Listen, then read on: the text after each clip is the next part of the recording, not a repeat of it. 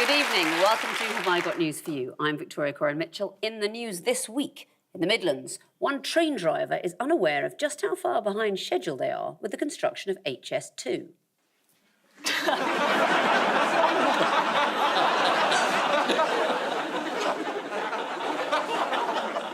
While the world's most important people meet up in Glasgow, one man begins to wonder whether his invitation was delivered next door.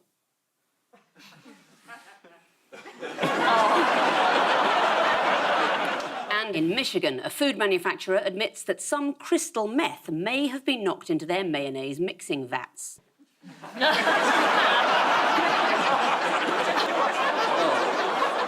On Ian's team tonight is a journalist who once said, if you tell people that they're wrong, then they stop listening to you, which makes hosting a quiz a bit of a challenge. Please welcome Helen Lewis.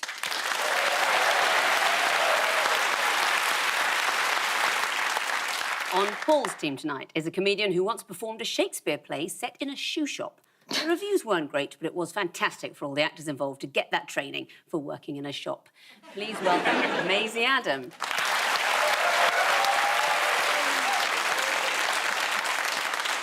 We begin with the bigger news stories of the week. Ian and Helen, take a look at this. Well, this is last week's story. Absolutely no new sleaze allegations coming out this week, as far as I can see. Yes, that's the House of Lords. That'll be a knighthood, thank you very much. Oh, a peerage, thank you very much. 2 peerages now we're talking, 3 peerages. And would you like to be Commissioner for Standards? I can throw that in. Oh, talking of low standards, here he comes. Sir Geoffrey Cox arriving for his second job as an MP.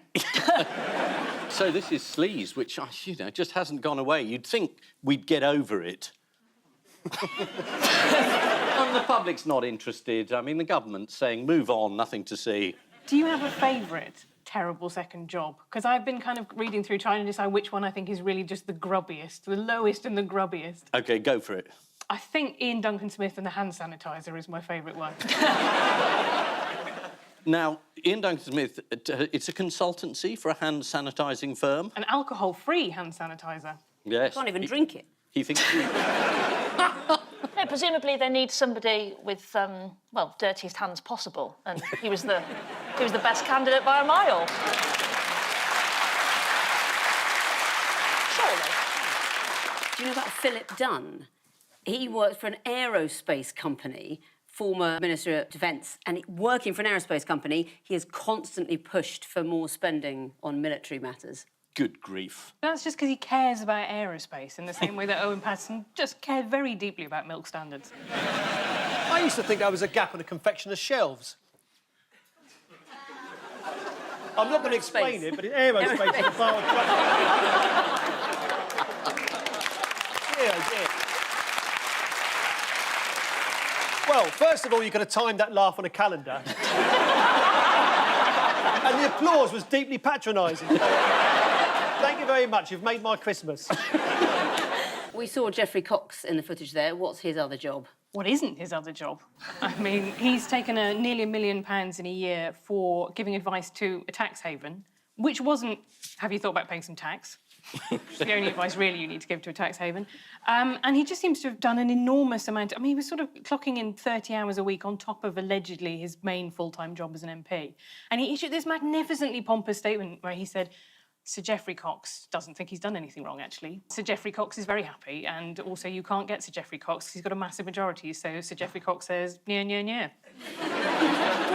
There was a headline that said Brazen Cox, which I thought would be a great drag name. Oh, Brazen Cox. But not a great barbecue. It's not against the rules, though, is it, to have 2 jobs? Well, again, he does appear to have broken a number of rules. You're allowed to do 2 jobs, but you're not really allowed to do the second job in your office in Parliament.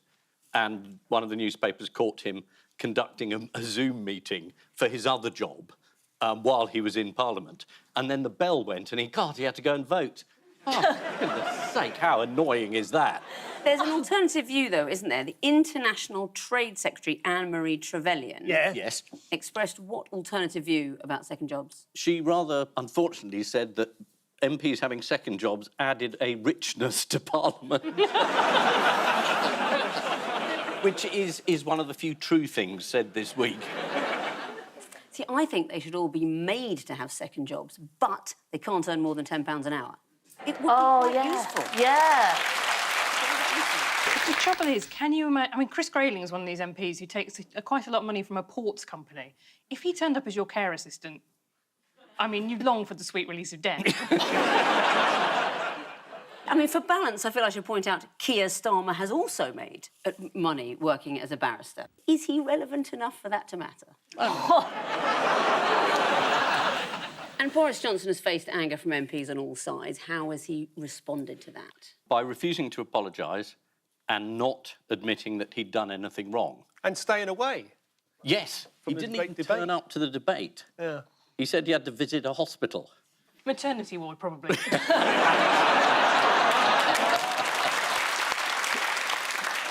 When Boris Johnson was ready to robustly defend the country, what did he say about Britain? It wasn't corrupt. He did. He stated Britain is not a corrupt country. Yes. And this is classic, the Prime Minister. He thinks if he says it, it's true. Whereas we all think the opposite. There's the thing, the fact that he says it reminds me, Charlie Brooker once said, imagine if you moved into a new home and some people knocked on the door and said, hello, we're your non-dogging neighbours. How did the Environment Minister, George Eustace, describe...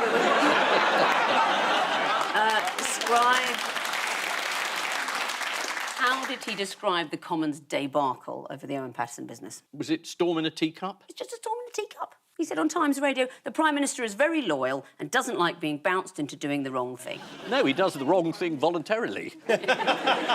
What did Mr Johnson not rule out in terms of Owen Paterson's future?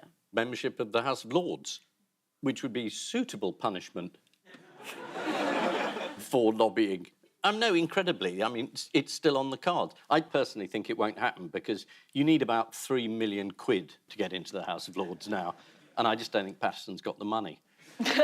Ian, that's very unfair. Some of those Tory treasurers simply happened. The money just fell out of their pockets into the Conservative funds as they were doing the great philanthropy that meant they landed in the Lords. Yes, but it is funny that just being treasurer of the Conservative Party and giving £3 million got all of them a peerage. I mean, you would think they'd bought it. I mean, obviously, I didn't think that, because, you know, I want to stay out of jail. I don't terribly. It was found that a series of treasurers had donated £3 million and got peerages, and what did they donate after that? Nothing. Well, it really dropped off. I mean, there are graphs. If you want to look at a graph... Oh, we got a graph on the show. Yes. This is a first. This is just an example. Lord Brownlow, he was the chap who contributed very kindly £58,000 towards redecorating the Prime Minister's flat. But you could sort of see that what happened after the period. He just needed to spend the money on the ermine and... How much does the figure for 2020 represent? I think it's barely a lampshade. But the House of Lords is a marvellous institution, and it's not knock it because there's some wonderful people in there. Who knows about Lord Wolfson of Tredegar? I mean, he made a wonderful contribution to cultural life. I watched a very strange speech he gave in which he fantasised about what would happen were a normal gentleman on the beach taking an erotic photograph of his wife and someone happened to be breastfeeding in the back and he caught her nipple in his photograph. Would it then be committing a crime? And you thought, you've given this a lot of thought. Let's just delve into that a little bit more deeply. So some people said, if a woman's breastfeeding her child, you shouldn't take a picture without her wanting it. Well, Lord Wolfson couldn't stand for that because what if a man was taking a photo of his own wife on the beach for his own gratification and might unintentionally include a shot of a woman he didn't know with her breast out, suckling. I mean, it's true. I mean, during the summer, you can barely get into the sea for women breastfeeding their kids on the sea. You just think, don't you? You could have just given it to one person to proofread before and go, I don't know, mate. I'd maybe take the bit out about getting off on your wife. That I thought was romantic. The idea of taking... You thought that was romantic? A man taking a picture of his wife for his own gratification. it was the suckling that I stopped thinking about that, Lord. Just lean up against the pier a little bit more, darling. I want to get the Donkey Derby in the background. Why, thanks to another lord, do we not know as much as we might know about the awarding of hundreds of millions of pounds of COVID testing contracts? It's Lord Bethel. He deleted some WhatsApp messages from his phone to free up space. Sure.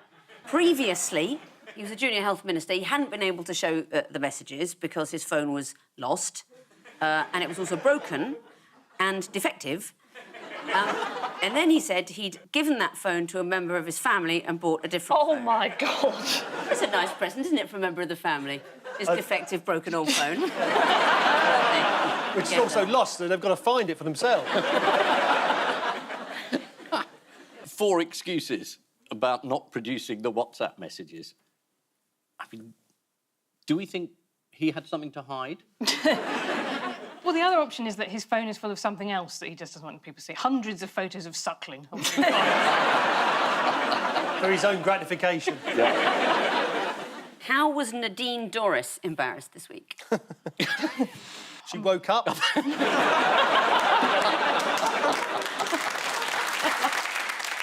She's introducing a bill to reduce online media abuse. Yes. She said, you know, you've got to stop this sort of online abuse of people. It's actually terrible. And then someone found an old tweet where she'd directly messaged James O'Brien on LBC and called him a fuckwit. That's not an old family name. He's not one of the... not one of the fuckwits of Hampshire. And I think people drew the conclusion that perhaps the Minister for Culture... I know, it makes me laugh thinking of it. Shouldn't be directly abusing a journalist on a radio programme for disagreeing with her. It's so stupid as well to DM somebody. Like, when I get trolled on Twitter, it's somebody who doesn't have their picture on their Twitter and their handle is something completely, like, nondescript or giving any clues to who they are. But when you've got a DM from Nadine Dorris, MP, with a smiling away, verified tick, you can't really go, oh, it wasn't me, it must have been a fake account. Well, someone sent me an unbelievably rude pigeon.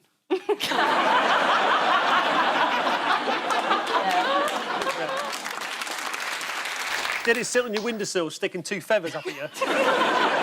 I just ignored him. I just said, you're blocked, and I pulled the sash. A lot of UK politicians are getting flack at the moment, but let's spare a thought for the politician Janus Boy. Can you guess what happened to him? Yes, I should think people are making fun of his name, being Janus. Probably saying, what does the J stand for? Well, See, what I'm saying there is that could be a first name and anus could be his name. See, Aero, it's a bar of chocolate. You've got space on the shelf. Janus Boy had an unfortunate problem with one of his election posters. Some of the letters were bleached out. Ah, yes. Oh. We can just have a look.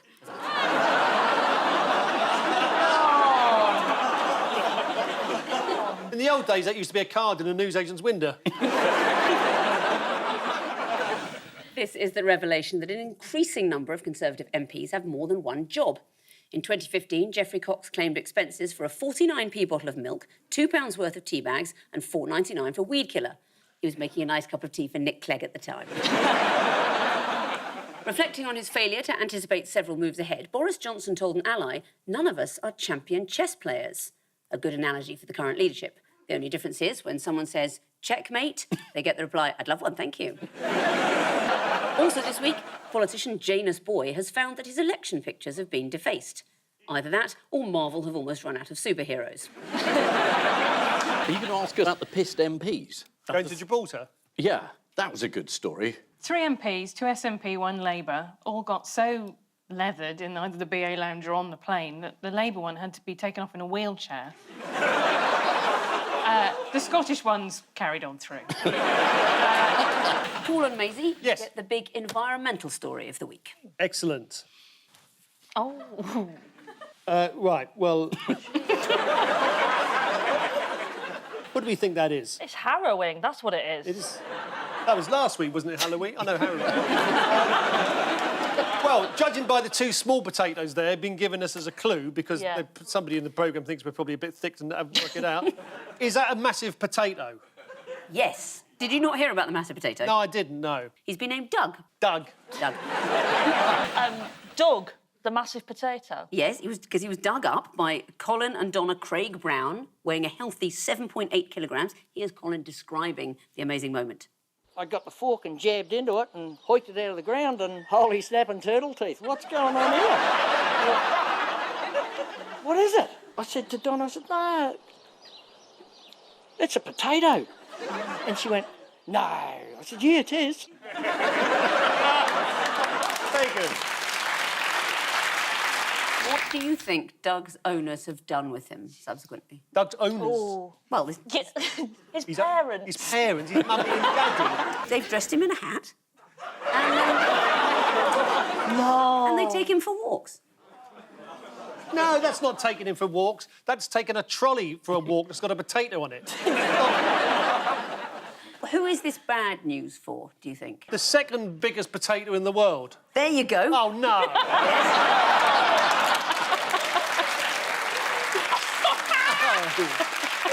Oh, yes. It was a title held proudly in Britain. Peter Glazebrook. The second biggest potato in the world is called Peter Glazebrook. Peter Glazebrook is the proud grower Oh, I see. okay. of Proud the grower. second biggest Oh, potato, 5 goodness kilograms. sakes. Yeah. But he can be comforted in the knowledge that he still holds what? He still holds a potato. No, he's got the world's record for the world's largest cauliflower. Let's have a look at it. There you go. Oh, Good my as well. Well, I'm not sure that's a cauliflower. I think that's him doing a can-can dance. So that's a lovely story. And now let's talk about the end of the world. What's the other environmental thing that's going on? Well, obviously, the big conference in Glasgow.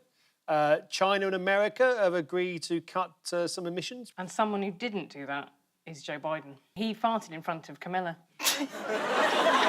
I love this story so much. which genuinely seems to have been the best thing that's ever happened to her. She seems delighted by it. I mean, a source told the Daily Mail it was long and loud and impossible to ignore. Camilla hasn't stopped talking about it. Incredible. For Camilla, I'm not surprised she's not stopped talking about it. Imagine how boring some of her days are. And then she goes and meets Joe Biden, and you just sort of see him lean to the side thinking it's going to be quiet, and it's just... I thought it was the Queen's birthday. It's only like a 21-gun salute.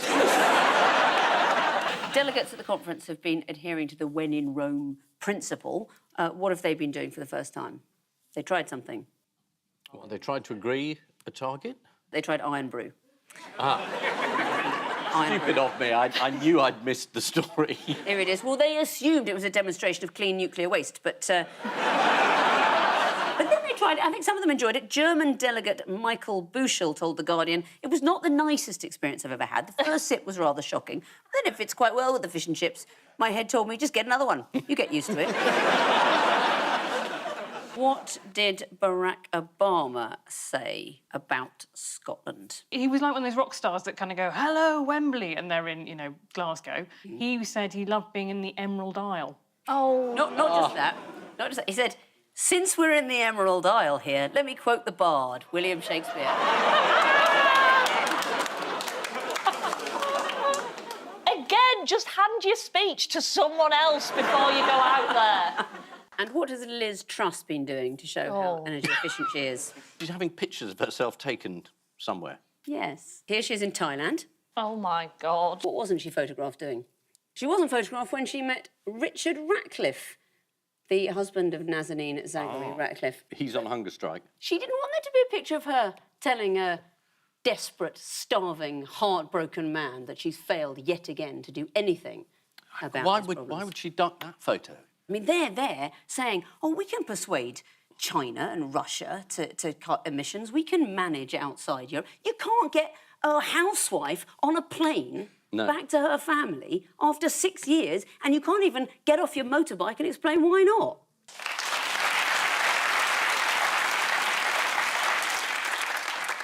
What, does anyone know, has John Prescott be doing to battle climate change? He's turned from 2 Jags into no Jags. He doesn't drive any Jags anymore, which I think is an incredible target, because he's done that within 40 years. He also said that he's been doing his bit for the planet by eating at a chip shop, which, according to Mail Online, uses energy-efficient fryers. Hey? Yeah, those monkfish.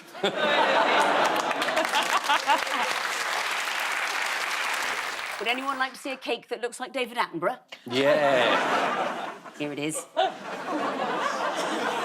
Oh, no. What was that celebrating? That's not celebrating anything. It's to celebrate his 95th birthday. Still on a food theme, to encourage people to eat vegan food, what has a food company created? A Swedish company. Oh, they've done a vegan burger where it tastes like human flesh. Yeah. How do like they put your- know? I don't know. I've not had it. I'm not here going, oh, yes, I had it with some fava beans and a nice Chianti. This is the news that the world's largest potato has been discovered in New Zealand. I mean, we've come a long way since then. that was the gateway meal. Since duck has started to go mouldy and smelly, he's been placed in a freezer until he's ready to be turned into vodka, which coincidentally are exactly the same instructions I've left in my funeral plan. Also this week, US Congresswoman Alexandria Ocasio-Cortez sampled Iron Brew for the first time, stating, "I love it. It's got pizzazz." If your pizzazz is that colour, I'd see a doctor. And so to round two, the one-armed bandit of news. Yes. Fingers on buzzers, teams.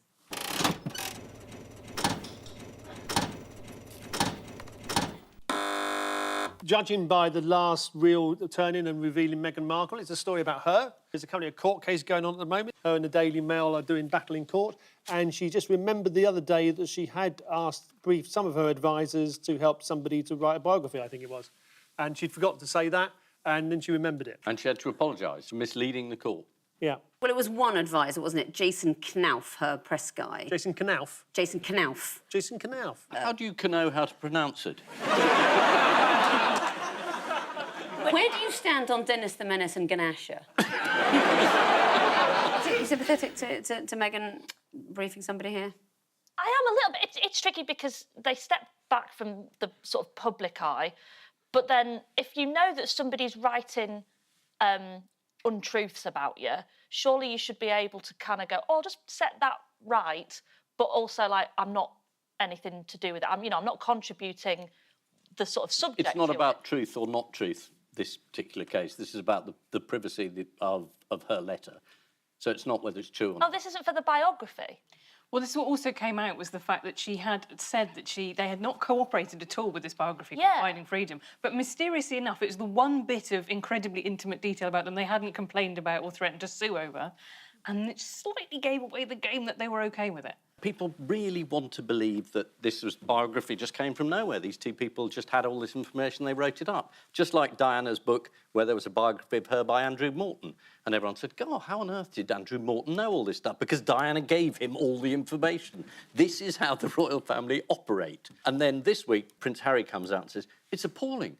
I mean, people are dishonest. They tell lies. Your wife's just apologised to the appeal court for misleading the court. You cannot have it both ways. Do you think she wrote that letter then intending it to be leaked? She had a conversation with the aide about how it would read if it was leaked and whether she should put the word daddy into it and whether it would pull the heartstrings when it was leaked. I must say, I think that's not quite fair. She's thinking, right, well, on the one hand, I want to write to my father. On the other hand, he is almost certainly going to sell it to someone. Should I get a bit of help making sure that if it is leaked, it comes out right? She should have put a few obvious crazy lies in there, like the Duke of Edinburgh did cut the brake cables in the car. Do you not think? I know who did 9/11. Yeah, but the thing is, with Meghan Markle, they wouldn't go, oh, that's clearly a lie. They'd go, Meghan Markle did 9/11. Like, that's what they'd go with. You just can't have it both ways. Harry's saying it's appalling the lies that have been told, and he's done a deal with Netflix. Has he seen The Crown? Unbelievable. I mean, he should... I thought you meant then, has he seen The Crown? Like, I think he knows what happens in the end. Yeah. But, his mother's best friend has just resigned from The Crown, saying they're telling a load of lies. This is rubbish, this programme. Harry, no, I'll have 100 million, thank you. we are allowed to think they're a bit bogus. He doesn't write The Crown, Harry. He's not involved in The Crown. No, but he's taken 100 million from Netflix, who produced The Crown. This is what they Yeah. call conflict of interest. We can't lambast our own MPs and say, Harry, oh, no, not him. He's got a beard. To be fair, But what about the present that the Queen demanded for her 16th birthday? Was it Prince Philip? A bright pink super stretch limo. Is that kind of thing. What does any 16-year-old pony. want? Come on, a pony. A private performance from Vera Lynn. Yes, it came out that the Queen had demanded this as a present from her father, and Dame Vera was forced to cancel a variety performance to perform for the then Princess For Elizabeth. her 16th. Yes. Isn't that nice? If I had got Vera Lynn at my 60th, I'd have never, ever lived that down at high school. Ever. In fairness, it was 1942. There was not that the Beatles were available. Are you saying it's like the equivalent of me getting Beyonce now? I'm now just imagining Vera Lynn giving it that at 60. Meanwhile, how has the late Duke of Edinburgh been commemorated by North Lincolnshire Council? With its highest honour, they've named a gritter after him. No. What do you think it's called? I was thinking it was Greta Thunberg. You know, give us a break. It's called the Duke of Spreadingborough. Oh. I'm glad that nobody here could think of that. Let's see the impressive vehicle. No! It's going to work alongside Britney Spears. It's what he would have wanted. In other news, who was said to have committed treason this week? Not Prince Andrew again. No, it's an artist, 24/6, who posted online a portrait he'd done of Her Majesty. Did you see the portrait? Oh, my... She looks like a chihuahua. That's the painting on the left there. It looks a bit like Alan Johnson in drag. He did Prince Andrew as well. Do you want to see? Yeah. Oh, he's like a thumb. Strangely true to life. Sticking with things that are offensive to the eye. Yes. Has anyone heard of Steve Goldman of Huddersfield? He's put something on display. It's his collection Yes. of dreadful album covers. Oh, brilliant. Steve has a collection of over 200 appalling record sleeves, which are going to be exhibited in a Huddersfield shopping centre. Would you like to see some of them? Yes, please. Yeah. He's got Jim Post's magnificent I Love My Life. I thought it was a shrew that had attacked him. The tantalising Oil and Vinegar. And the pièce de résistance, Jean-Pierre Jumez's Nimble Fingers.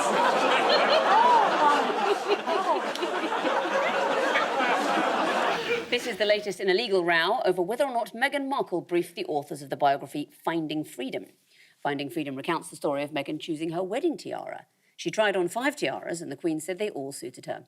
Adding, could she just fucking choose one because Westfield was about to close? Meghan Markle has been accused of using her royal title to lobby American politicians, phoning them up and saying, hello, this is the Duchess of Sussex. If I heard that, I'd assume it was the pub saying I'd left without paying again. Time now for the odd one out round. Yeah. Ian and Helen, your 4 are Thomas the Tank Engine, the British Rail logo, Kim Jong-un and BBC Director General Tim Davie. Yeah, I think this might be a story about rebrands in some way. Right. Because that's British Rail's green rebrand, and they changed Thomas the Tank Engine. I think Thomas has just seen that Jim Cook album cover. Is Helen right? Is it rebranding? That sort of thing. But I want to know what's the odd one out. The logo, because it hasn't got any eyes. That's not the official odd one out, although that is a green... Well, it was a Glasgow thing. It was to show they should be taking rail travel to the conference. But who wasn't keen on British Rail's green rebrand? Is this the Prime Minister? No, it was the original designer of the British Rail logo. He's generally a positive chap. I mean, let's have a look at him. Here he is. Cheery fellow. But in this case, he described the makeover as a load of old bollocks. So, British Rail, they had this green makeover. Thomas the Tank Engine, he's got a new 2D look, Right. which people have been complaining about because the Daily Mail said that it was too menacing and parents have said it made children cry. Can I see what a menacing Thomas the Tank Engine looked for before I take that Yeah. on trust that that's true? There we go. Oh! That Thomas would definitely troll me on Twitter. So there was something, I don't know if it was something relating to Tim Davies' appearance.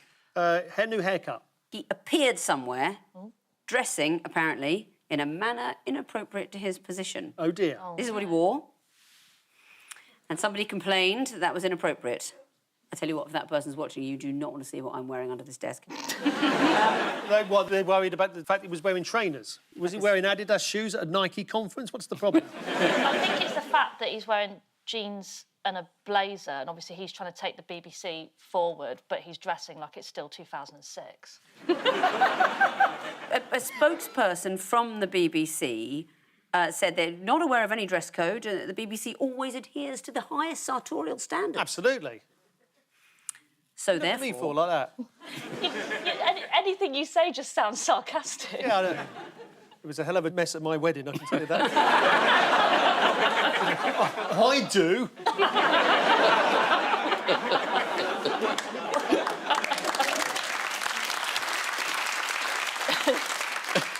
While we're talking about Tim Davies, do you know what the new plan is? No. At the BBC? We can all look forward to this. There's a new 10-point impartiality plan. Good. And everyone, the idea is everyone who appears on the BBC is going to have to go on an impartiality course. Yes, I'm signing up to it right now. I'm totally impartial, unlike the Prime Minister, who's corrupt and an idiot.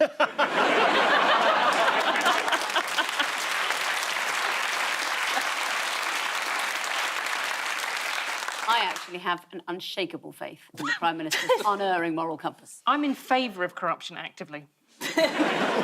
So... Good, that's balanced. That's enough. I don't think I can give any points. They've all had their appearances criticised, apart from Kim Jong-un, who has been pictured in recent weeks looking trim after losing 3 stone. Not that it matters, as he's topped every North Korean Heat magazine's Weird Crush of the Year poll since 2001. Paul and Maisie, your 4 are Brian Cox, Yes. a Formula 1 fan called Mark, the Murdochs, and Keith the Duck.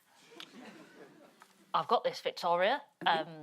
3 of them are pictures of men, and 1 is a picture of a duck. Come on. Quite an obscure link if you didn't see the story about Mark, the Formula 1 fan. Is he naked? Yes, but if he was naked, then it's just the Murdochs that aren't. Yes. Yes. We've cracked it. Unless Keith the Duck's wearing a cummerbund we can't see. Yeah, cool. Is it mistaken identities? Yes. Because there was a story about a Formula 1 fan who was instantly enjoying Formula 1 when I think Interpol thought he was a Sicilian crime lord. You're right about Mark. He was having dinner with his son. He'd gone to see the Dutch Grand Prix, and they swooped in because they thought he was a Sicilian crime lord. And Rupert Murdoch gets mistaken for Keith the Duck. Yeah. But there were some candles of Rupert and Lachlan Murdoch that were in an Australian art exhibition, and they were melting to show, I don't know, a satire about power. It was an art thing.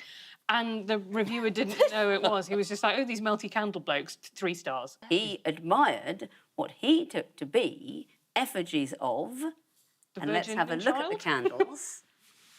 God and Jesus. Oh. What Bibles was he reading as a kid? Smart Jesus casual. got up for a day and put on his best suit before feeding the 5,000. Yeah. Nobody saw the story about Keith the Duck. No. No. No. No. Nobody saw the story about Keith the Duck. This is going to be a new version of Only Connect called Only Thick. Keith the Duck was a pet owned by a fan of Wigan Athletic.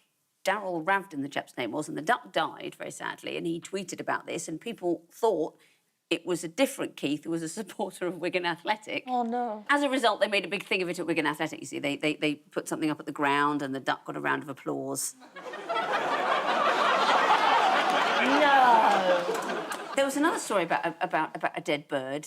Did you see this one, Eric? No, The I think I goose? missed this one. This was a goose that lived in a harbour in Somerset that disappeared. Here's Derek, let's have a look.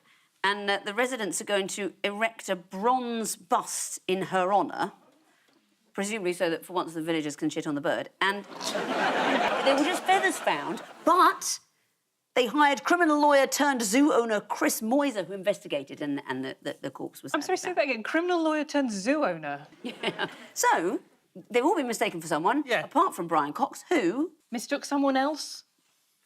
For a duck? When Brian Cox was starting out, he saw there was another Brian Cox in Equity. Yes. So he wrote him a letter Yeah. saying, Dear Mr Brian Cox, we are both actors with the same name, But I was wondering, as you have not worked in some time, if I could use the name Brian Cox. Oh, my God, no. But the letter came back to him, and it was only then he realised he'd already signed up to Equity.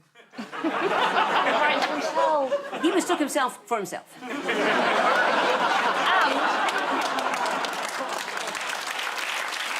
And made a little bit of a dig at how long it had been since himself was last in work. They have all been mistaken for someone else, apart from Brian Cox. Also this week, residents of Watchet in Somerset are raising money for a statue of a goose called Derek.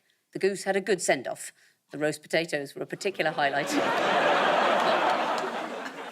Which means, at the end of this round, it's Ian and Helen with 3, Paul and Maisie with 4. What a roll! It is the bet.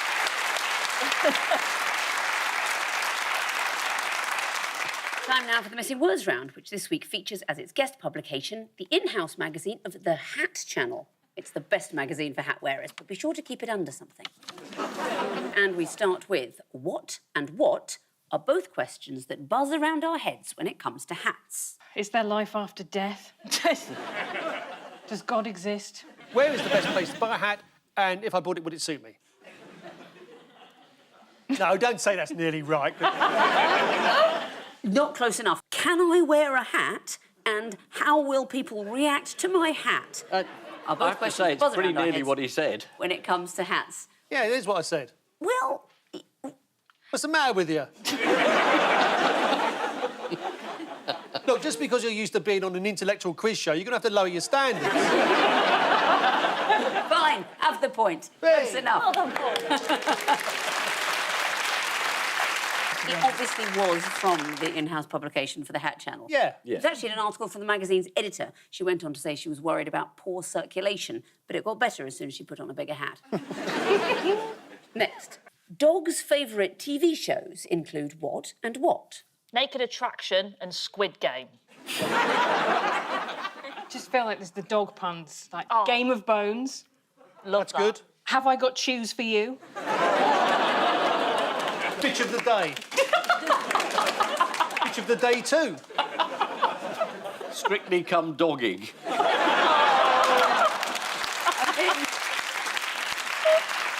There's no puns involved. Dogs' favourite TV shows include The Mandalorian and Mr. Bean. Oh. There you go. It was a genuine study to determine dogs' favourite TV shows. Dogs generally prefer dramas to comedy. Sitcoms led to an increased rate of stress. One episode of Mrs. Brown's Boys had them begging to be taken to the vet and put down. Next, when Edward Cook came to London to view the first bowler hat, he what? He was bowled over. Come on! Thank you. I mean, he absolutely was not bowled over. No? When Edward Cook came to London to view the first bowler hat, he threw it on the ground and stamped on it twice. Edward, get some therapy. This is from the Hat Channel magazine. Well, it obviously is not going to be from the Daily Telegraph. Unless it's from 1786. Well, I don't know if you've read the Telegraph recently. No, I haven't. It might have been the lead story. Next, UK facing major what shortage this winter? Is it integrity? UK facing major fake tan shortage this winter. Supply problems with a key chemical used in fake tan could lead to a shortage in the coming months. According to suppliers, the supplies of fake tan could run out in December, which means Newcastle will be having a white Christmas. Next, even what can be an occasion to wear a hat? Your gynecology appointment. Even a Zoom call can be an occasion to wear a hat. Or, if you're really pushing the boat out, trousers. Next, what is one way to what? But there are easier ways. Tap dancing is one way to run a marathon. Yes. Wearing a hat is one way to cover a bald patch, but there are easier ways. The long way is one way to Tipperary. Lovely, but wrong. Oh. It is a hat one. A trip to Ecuador is one way to buy a Panama hat. But there are easier ways. That's a headline. In the Hat Channel in-house publication, yes. What is the Hat Channel, by the way? You can go online and find the Hat Channel, and there's just lots of interesting stuff about hats. Is there? Then why haven't we got any of it in this programme? Next. Yeah. Number 10 reverses decision to give Angela Merkel what as leaving gift? No words, miss it.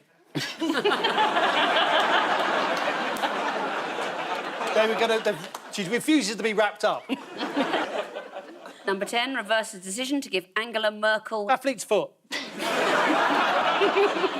Euro match ball as leaving gift. It was a plan to give Angela Merkel the match ball from the Euro 2020 match in which England beat Germany 2-0. You see, that's typical. Where's the leaden, unfunny, undiplomatic, stupid idea? It's a mediocre idea. Oh, let's give her the match ball from the thing that we wouldn't didn't want that. even then win. No. Next. Archaeologists shocked to discover what in Pompeii? ABBA. Is it a phone charger? Top hat. I bet it's a hat. Stetson. It's not from the Hat Channel in-house publication. Oh, why It's are we not from the Hat Channel in-house publication. I'm wasting my time here. Archaeologists shocked to discover IKEA-like adjustable beds in Pompeii. This was in the slave quarters. Yes, it was. So you had the bed, and they were all adaptable. So you didn't get your own bed. So whatever size you were, these beds just fitted you in. The slaves had been attempting to assemble the IKEA-style beds for 13 hours, so the volcano came as a welcome relief. And finally, Richard Desmond angry at being labelled what on Wikipedia? It's ex-porn baron. Yes. But the missing word is... Pornographer. Pornographer. Pornographer. Being called a pornographer isn't the most embarrassing thing in the article. In 2010, he bought Channel 5. It's good now, though, Channel 5. It's good. Your caravan show was on Channel 5, wasn't it? Yes, it was, but it was about motorhomes, but thank you. Oh, Yeah, we put the name motorhome in the title and we drove around in a motorhome for 6 programmes, but I can see why you thought it was a caravan. A caravan doesn't have an engine. You tow a the caravan has to be attached. And a motorhome is a combined motor in a home. And they can't think of what to call it. So they decided on motorhome. So the final scores are Ian and Helen have 3 points, Paul and Maisie have 6. Oh. But before we go, there's just time for the caption competition. A man struggles to remember where he left large yellow farm vehicle. He's just going, I followed through, fetch the pooper scooper.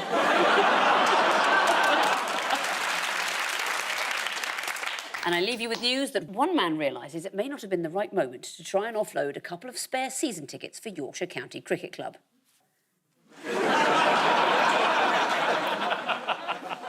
After realising he's allowed to have more than one job, one man receives his 98th rejection email of the day. And in London, Greg Wallace quickly realises he may have been a bit harsh while judging a local police cookery competition.